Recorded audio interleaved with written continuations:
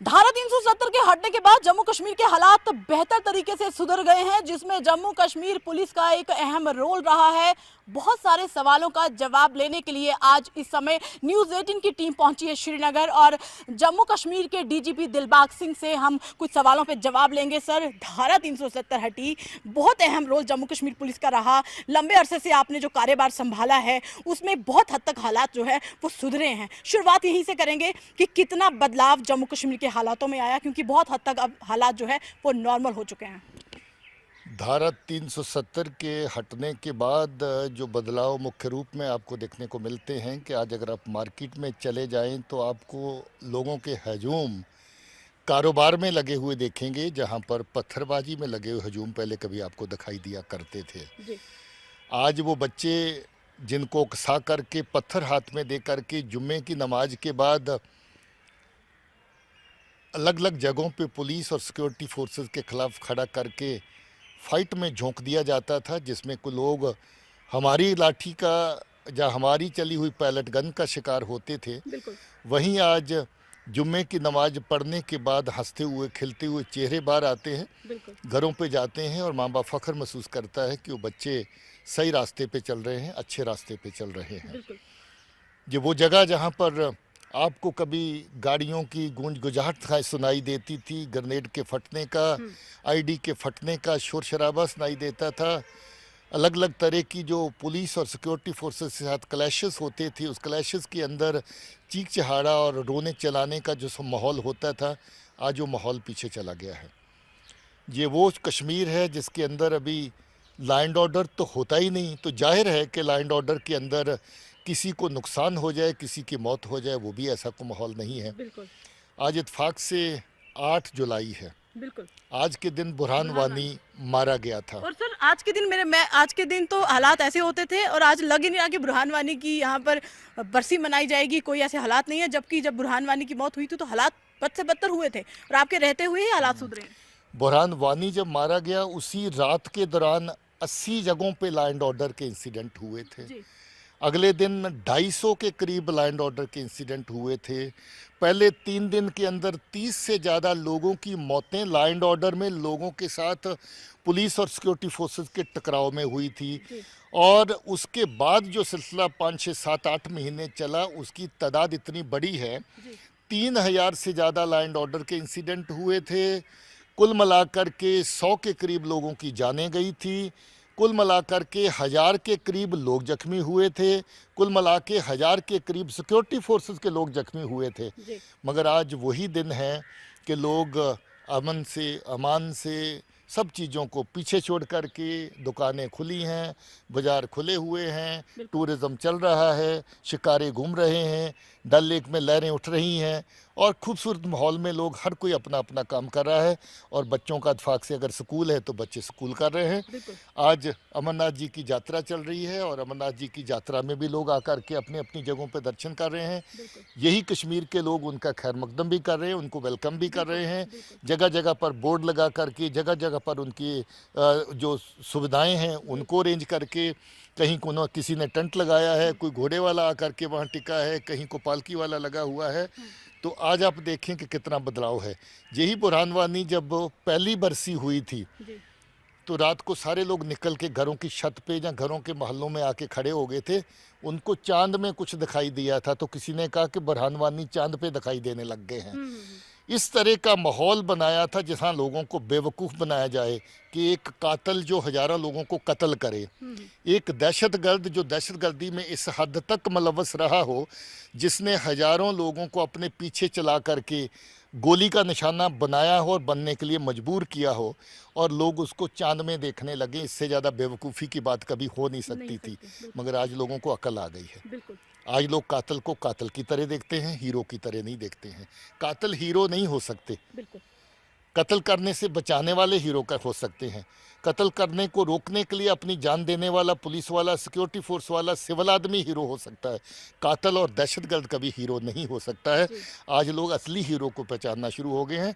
370 के बाद अगर आप देखें तो आज हालात इस कदर ठीक लगने लगे हैं कि लोगों को लगता ही नहीं है कि हम कभी उस माहौल से गुजरे हैं। आज लोग सुख की चैन की सांस ले रहे हैं। पीछे कभी इनकाउंटर होता था, दहशतगर्द मरता था तो हज़ारों की तादाद में लोग जनाजे में, वहीं से 5 साल लड़के दहशतगर्दों की उंगली पकड़ के रात को गायब हो जाते थे।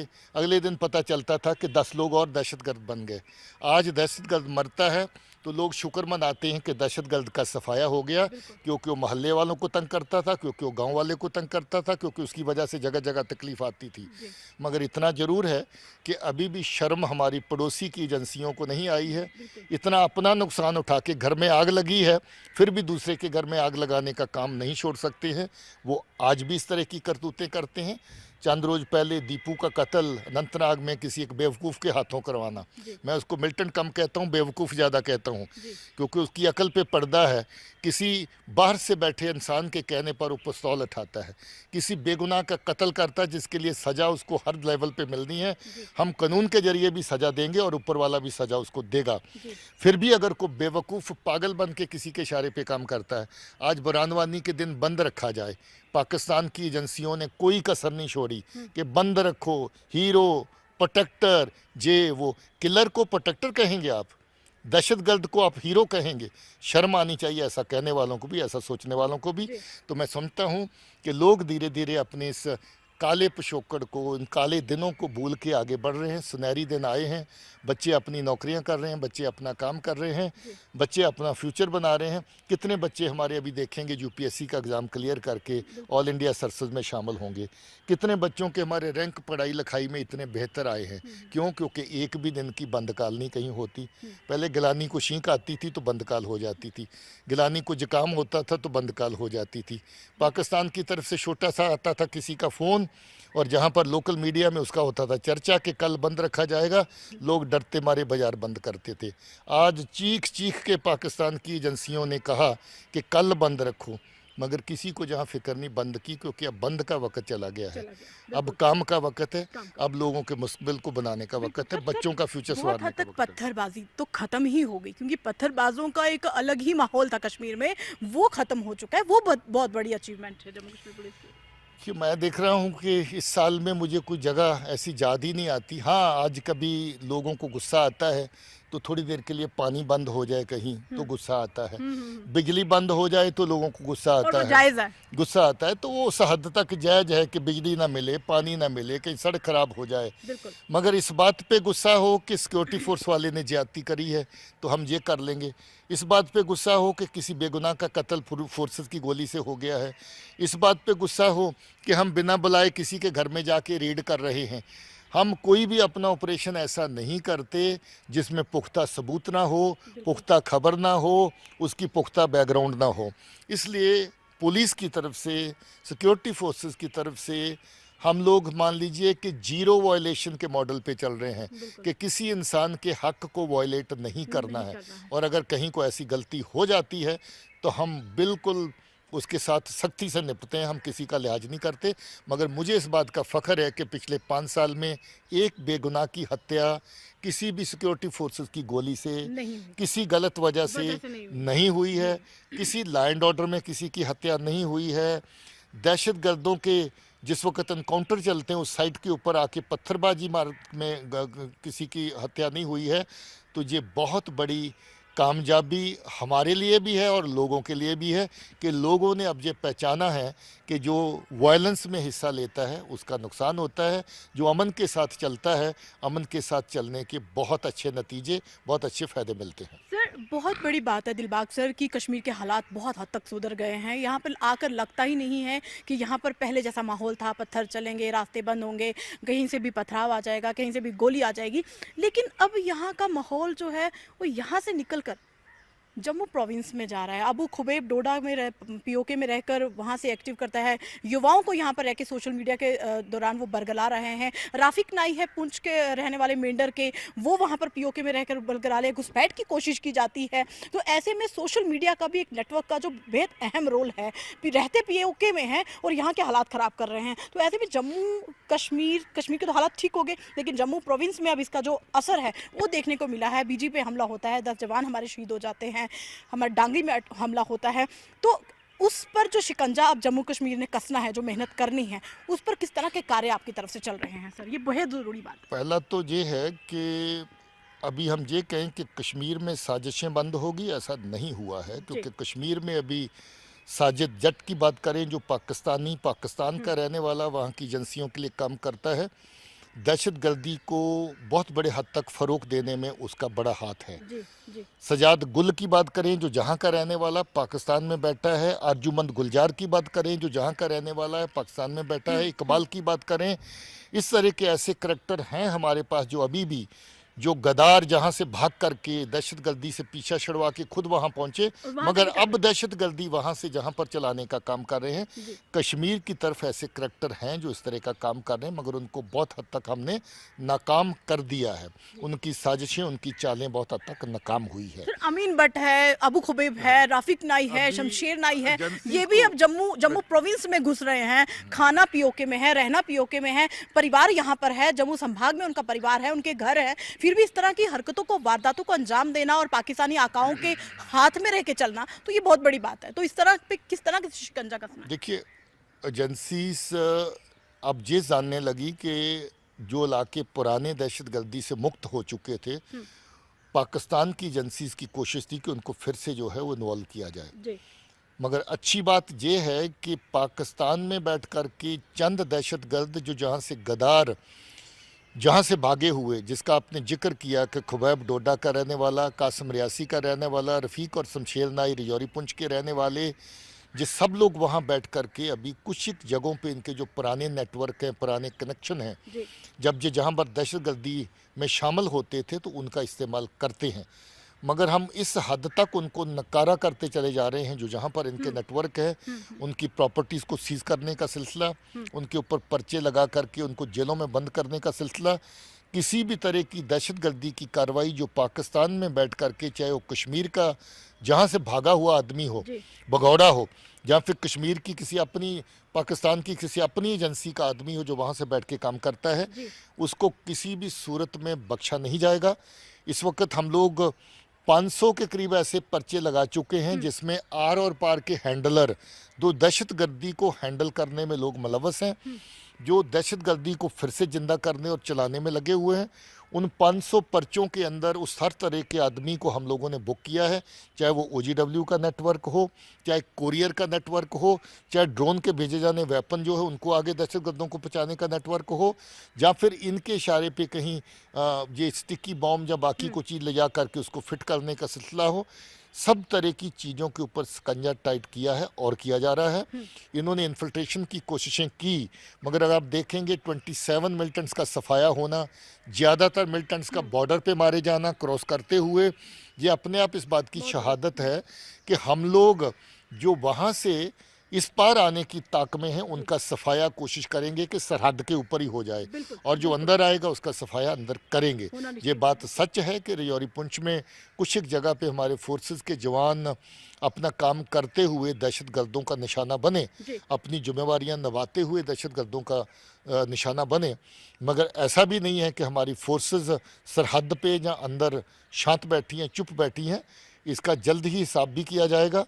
लोग लगे हुए हैं और हमारी कोशिश है कि जो लोग उन कार्रवाइयों में शामिल थे उनको जल्द और जल्द निशाना बनाया जाए, ख़त्म किया जाए। सर, इन साल 2023 के 6 महीने बीते हैं, इन 6 महीनों में कितनी तरक्की मिली है पुलिस को आतंकियों का खात्मा करने के लिए? देखो, जहां आतंकियों का खात्मा करने का बहुत बड़ा कामयाब प्रयास रहा और बहुत कामयाबी उसमें मिली, सबसे बड़ी कामयाबी मैं इस बात को कहता हूं कि हमारे बच्चे अब दहशतगर्दी की तरफ नहीं जा रहे। बिल्कुल। पिछले साल का आंकड़ा देखें, उससे पहले का आंकड़ा देखें, हर साल लगभग 200, 150, 250 रिक्रूटमेंट नए बच्चों की दहशतगर्दी में होती थी। जी। इस साल टोटल 6 बच्चे ऐसे हैं जो अभी घरों से निकल के मिलिटेंट्स की सफ़ों में शामिल हुए हैं, या फिर घर से अभी मिसिंग चल रहे हैं या जिनके ऊपर शक है। इसका मतलब लगभग दहशतगर्दी की सफ़ों में शामिल होने वाले बच्चों की तादाद ख़त्म हो चुकी है। बहकावे में आकर के, जैसे मैंने कहा, दीपू का कत्ल करने वाला आधा पागल है वो, मगर उस हरामजादे ने आधे पागलपन में होते हुए भी पिस्तौल उठाया, तो हम उसको पागल नहीं गिनेंगे, दहशतगर्द गिनेंगे और उसके ऊपर वही कार्रवाई करेंगे जो बाकियों के ऊपर कार्रवाई होती है। इस तरह के चंद लोग अभी भी हैं जो सोशल मीडिया, पाकिस्तान की एजेंसीज इस्तेमाल करके रेडिकलाइज करती हैं जवानों को, रेडिकलाइज करके इस तरफ चलाती हैं। इस तरह के एलिमेंट अभी समाज में थोड़े बहुत मौजूद हैं जो दहशतगर्दी को सपोर्ट देने का काम करते हैं, मगर ये कार्रवाई हमारी भी अभी रुकी नहीं है, कार्रवाई जारी है और इस कार्रवाई को तब तक जारी रखा जाएगा जब तक आखिरी समर्थक भी इसका सफाया ना हो जाए। सर, कश्मीरी युवाओं को घर वापसी कराई है, बरगलाए हुए युवाओं को आपने वापस लाया है, उनको समझाया है कि उनके लिए सही रास्ता क्या है। जम्मू कश्मीर पुलिस का अहम रोल तो रहा है, लेकिन आगे भी फ्यूचर में जो यंग जनरेशन है वो इस तरफ ना जाए, उसके लिए किस तरह की अवेयरनेस, किस तरह की बातें जो हैं उनको समझाई जाएंगी आपकी तरफ से? लगभग 111 लोग ऐसे थे जिनको अगर पुलिस या सिक्योरिटी फोर्सेस एंगेज करके, काउंसल करके अपने घरों में माँ बाप के पास न लाती तो शायद वो दहशतगर्द बन जाते और बनने के बाद चंद दिनों के अंदर मारे भी जाते, क्योंकि आज अभी जो दहशतगर्दी है ये इंडिविजुअल किस्म की दहशतगर्दी है, ये तंजीम बेस्ड दहशतगर्दी नहीं है। बंदा कार्रवाई करके निकलेगा तो आज नहीं तो कल, 2 दिन में, 4 दिन में, 8 दिन में वो पकड़ा ही जाता, मारा ही जाता है। मगर हमें इस बात की खुशी है कि 111 बच्चे ऐसे जिनकी काउंसलिंग हुई, जिनको समझाया गया कि भाई आप गलत रास्ते पे चल रहे हो, जिसको समझाया गया कि भाई आपको गलत रास्ते पे चलाने वाला पाकिस्तान में बैठा है, आप किसके बहकावे में आ रहे हो। ऐसे 111 लोगों को घर वापस लाना, घर वालों को मलाना और मुझे ये लगता है कि उनको सही रास्ते पे डालना ये बहुत बड़ी कामयाबी है। बिल्कुल सर, आप कामयाबी जम्मू कश्मीर पुलिस हासिल कर रही है। एक तरफ कश्मीर में काफ़ी हद तक आतंक को सफाया हुआ है, आतंक का।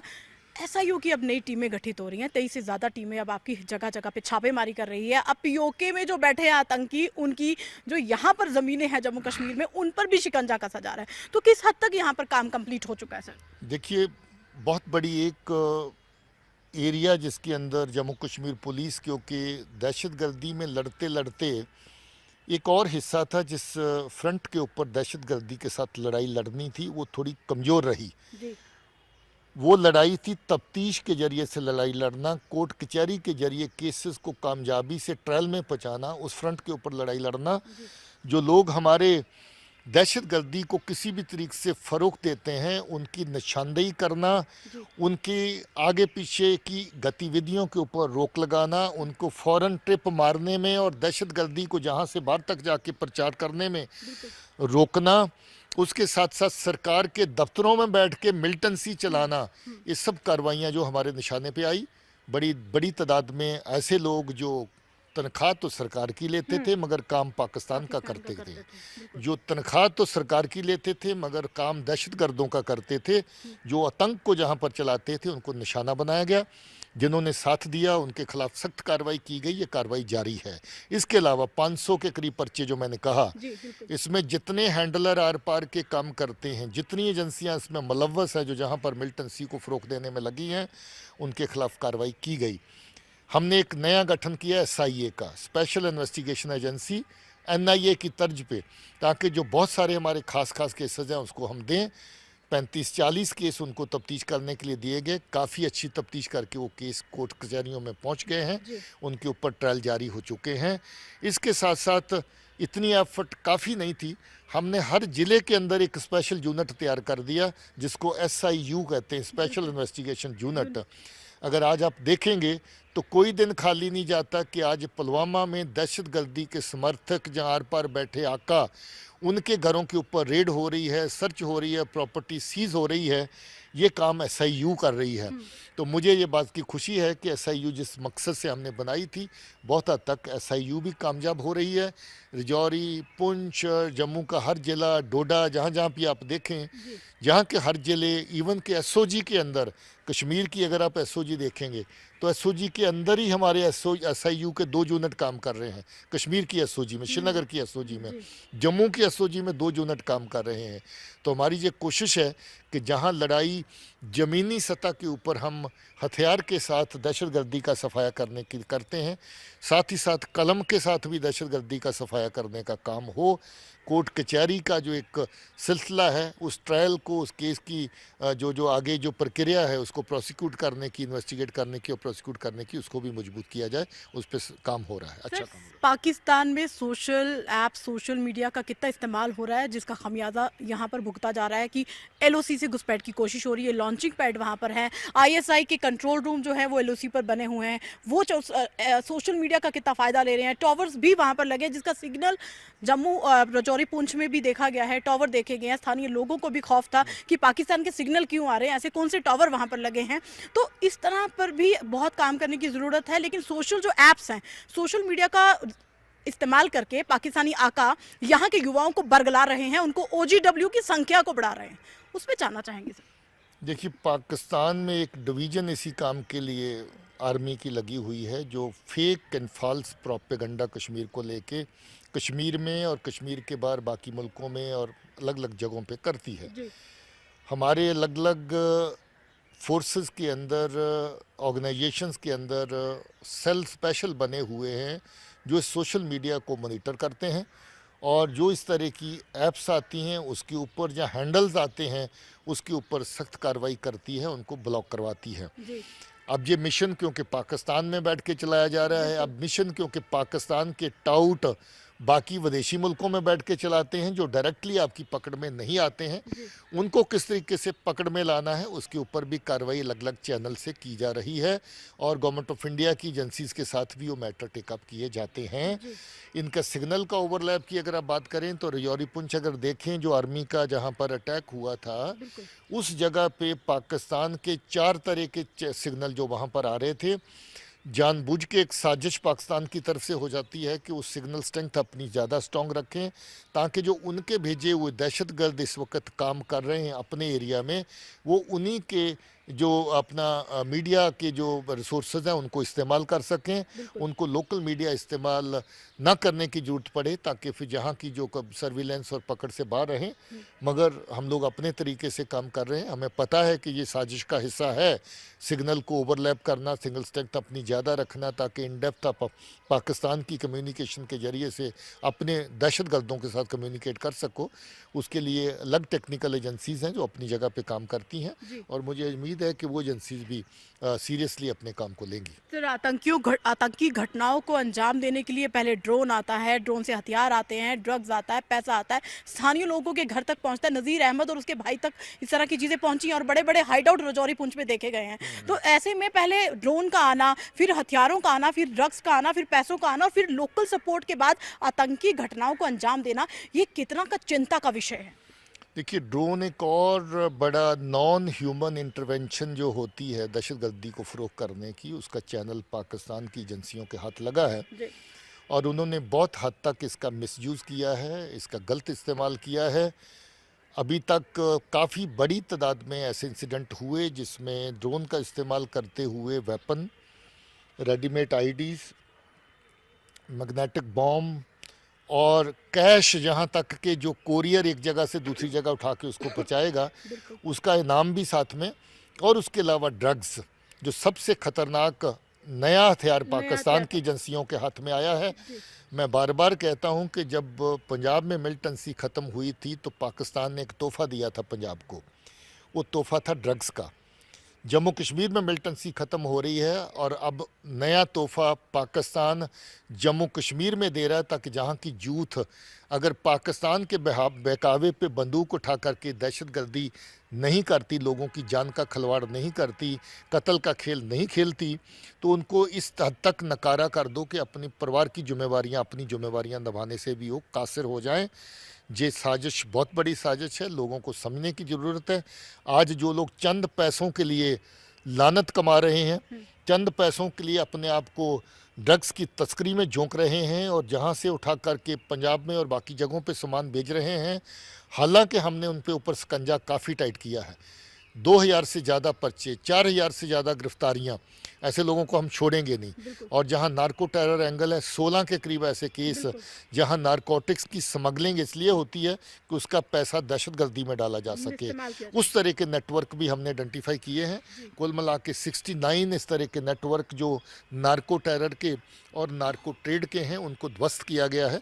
ये कार्रवाई भी आगे जारी रहेगी और मुझे लगता है कि ड्रोन की चैलेंज को काउंटर करने के लिए हमने कुछ कदम उठाए हैं, उसमें कामयाबी मिली है और जो लोग इसमें शामिल थे उनकी निशानदेही करके उनके खिलाफ कानूनी कार्रवाई की गई है। आने वाले टाइम में इस कार्रवाई में हमें और कामयाबी तो मिलेगी। नए हमलों में नई टेक्निक का इस्तेमाल किया जा रहा है। परफ्यूम आईडी दूसरी बार बारामूला बटमालू में भी मिलती है, उसको गिरफ्तार भी किया जाता है। इससे पहले जम्मू में परफ्यूम आईडी का इस्तेमाल आपने देखा, तो ये हो जाता तो कितना भयानक होता, लेकिन जम्मू कश्मीर ने शिकंजा तो कसा। लेकिन आने वाले समय में नई टेक्निक का इस्तेमाल आतंकी घटनाओं में हो रहा है, ऐसा ये कह सकते हैं। परफ्यूम आईडीज का इस्तेमाल करने की साजिश उनकी जो है वो अभी तक नाकाम रही है, मुझे इस बात की खुशी है। बिल्कुल। परफ्यूम आईडी रजौरी पुंछ में मिली, परफ्यूम आईडी जम्मू में मिली, परफ्यूम आईडी अभी कश्मीर में मिली। बिल्कुल। इनकी कोशिश है कि जहाँ किसी इंडिविजुअल को टारगेट करना है ऐसी जगह पे रखो कि यूं ही वो बॉटल को उठाए और वो ब्लास्ट और हो उसको लगे कि भाई मैं कोई एक नॉर्मल चीज़ Yes. उठा रहा हूँ और उसको इस्तेमाल करे और वो ब्लास्ट हो ब्लास्ट हो जाए। ये पब्लिक के अंदर एक फियर साइकोसिस क्रिएट करने की एक नई साजिश है। अभी तक मुझे लगता है कि लोगों ने बड़ी अक्लमंदी से काम किया है, फोर्सेस ने बड़ी मुस्तैदी से काम किया है और हम लोग जितने भी ये चीज़ें आई हैं उनकी निशानदेही करके उनको सीज़ कर रहे हैं और उनको डिस्ट्रॉय भी कर रहे हैं। तो मुझे लगता है कि लोगों को होशियार रहना है। ये साजिशें अभी और चलेंगी, इस तरह की साजिशें और होंगी। ये आखिरी साजिश नहीं है, इसके अलावा भी बिल्कुल, साजिशें होंगी। बिल्कुल। लोगों को होशियार रहने की ज़रूरत है। सिक्योरिटी फोर्सेस अपना काम करती रहेंगी। सर, आपने कहा कि आतंकी घटनाएं होने के बाद जो सोर्सेस मिलते हैं, जो सोर्स हमें बताता है कि कहाँ कौन आतंकी छुपा है, उनको भी अब वो टारगेट कर रहे हैं, तो वो भी एक चिंता का विषय है सर। अगर वो सोर्स ही नहीं, टारगेट इतनी होगा। बड़ी चिंता का विषय इसलिए नहीं है कि हम बहुत हद तक सीक्रेसी मेंटेन करते हैं। कहीं अगर कोई टारगेट होता भी है तो शक व शुबा में कभी को ऐसी हो जाती है बात जहां ऑपरेशन में बंदा एक्सपोज हो जाता है और बाद में निशाना बनता है। जी। मगर बहुत हद तक फोर्सेस बहुत ही एहतियात बरतती हैं लोगों को बड़े अच्छे तरीके से, क्योंकि जो आदमी आपकी मदद करने के लिए खुद रिस्क लेके निकला है, आपकी वजह से वो रिस्क में डले, ये अच्छी बात नहीं है। बिल्कुल। इस तरह के वाक़ात कोई ख़ास नहीं हुए, लंबे अरसे से ऐसा कोई वाक़ा नहीं हुआ है, मगर बीच बीच में कभी कभी वाक़े ऐसे हुए हैं। हमारी कोशिश है कि उसमें सोफिस्टिकेशन का इस्तेमाल किया जाए और ज़्यादा एहतियात का तो इस्तेमाल। आखिरी सवाल, टेरर फंडिंग मामले में बहुत सारे केसेस सामने आए, लेकिन मदरसा को भी अब शिकंजा कसा जा रहा है। कल जो 2 मदरसे जो है वो किश्तवाड़ में अगर बात करें वहाँ पे उस पर शिकंजा कसा गया है, तो मदरसों में भी इस तरह की हरकतों का होना और कौन कौन लोग यहाँ पर शामिल है, स्थानीय लोगों के होने का एक बहुत अहम रोल रहता है इन सब घटनाओं में। रजौरी पुंछ में एक बहुत ही अलग तरह का माहौल था और एक मदरसा ऐसा चलता था जिसके बारे में लोगों की राय हमेशा बड़ी पॉजिटिव रही, मगर वो एक चैनल बना क्योंकि ऐसे चैनल में पैसे को ट्रांसफ़र करना, उसको छुपाना आसान रहता है और कभी कभी मदरसे को चलाने वाले लोग भी लालच का शिकार होते हैं। इसी तरीके से रियासी के एक आदमी की निशानदेही की जो एक अलग तर्ज के ऊपर एक नेटवर्क खड़ा कर रहा है और काफ़ी हद तक उसने वो नेटवर्क खड़ा किया जो अपनी रिलीजियस ऑर्गेनाइजेशन को जो रजिस्टर्ड है उसको पैसे के इधर उधर से लेने और ट्रांसफ़र करने में, मिलिटेंसी को फ़रोग़ देने में इस्तेमाल करता है, उसका भी भांडाफोड़ किया गया। इस तरह के कुछ इंस्टीट्यूशंस, चाहे वो एनजीओ के दौरे में थी, चाहे वो ट्रस्ट के दायरे में थी, चाहे वो मदरसा के दायरे में थी, एजुकेशनल इंस्टीट्यूशन के दायरे में थी, उसकी निशानदेही पुलिस और हमारी जॉइंट एजेंसीज ने जहाँ भी की है, हम उनके खिलाफ कार्रवाई कर रहे हैं। ये बहुत ज़रूरी है क्योंकि अगर वो जगह जहाँ पर बच्चों को रोशनी देनी है, अपने बच्चों को ज्ञान देना है, वहाँ ज्ञान की जगह, रोशनी की जगह अगर अंधेरे की तरफ, जहालत की तरफ आप उनको धकेलेंगे, कत्ल गारत की तरफ, गलत रास्ते की तरफ धकेलेंगे, तो सही रास्ता कहाँ मिलेगा। इसलिए ऐसी जगहों के ऊपर कार्रवाई करना बहुत ज़रूरी है। हम लोग जहाँ जहाँ निशानदेही करते हैं कार्रवाई कर रहे हैं और किसी भी तरह की ऑर्गेनाइजेशन, चाहे वो ट्रेड की ऑर्गेनाइजेशन हो, चाहे वो एनजीओ के माध्यम से काम करने वाली कोई ऑर्गेनाइजेशन हो, चाहे कोई रिलीजियस ऑर्गेनाइजेशन हो, किसी भी तरह की रियायत नहीं बल्कि उसके ऊपर ज़्यादा सख्ती की जाएगी क्योंकि वो जगह जहां नेक पर्पस का नाम दे करके जिसको आप चलाते हैं और उसके अंदर बददयानत करते हैं और इस तरह की करतूतें करते हैं, उसके ऊपर हर तरह की सख्ती बरती जाएगी। सर, न्यूज़ 18 को अहम जानकारियां देने के लिए आपका बेहद बेहद शुक्रिया है। तो ये थे जम्मू कश्मीर के डीजीपी दिलबाग सिंह, जिन्होंने अपने कार्यभार के दौरान एक बेहद अहम कार्य यहाँ पर किए हैं। जम्मू कश्मीर के हालात सुधरे हैं। धारा 370 के बाद जम्मू कश्मीर में एक नया मैसेज आया है। अमरनाथ यात्रा के दौरान भी हर कोई कश्मीर में, सर, क्योंकि चूंकि अब बात यहाँ खत्म होने वाली थी और यात्रा पे बात आ गई कि आपने कहा कि यात्रा को अंजाम देने वालों के लिए जम्मू कश्मीर पुलिस के साथ साथ यहाँ के जो मुस्लिम समुदाय के लोग हैं उनका बेहद अहम रोल है। सर, बिल्कुल अहम रोल है। मैंने कहा कि पालकी चलाने वाला, लोगों को कंधे पे बैठा के यात्री करवाने वाला जहाँ का हमारा कश्मीरी मुसलमान है, बिल्कुल पोनी पे बैठा करके एक जगह से होली केव तक ले जाने वाला कश्मीरी मुसलमान है, हर एक बेस कैंप के ऊपर दुकानें लगा के ज़रूरत का सामान देने वाला, टेंट लगा के बिस्तर और रजाई देने वाला, गर्म पानी देने वाला हमारा कश्मीरी मुसलमान है। तो मैं जो समझता हूँ कि यात्रा अपने आप में एक जहाँ के भाईचारे का सबूत है और ये सबूत रही है और ये सबूत रहेगी।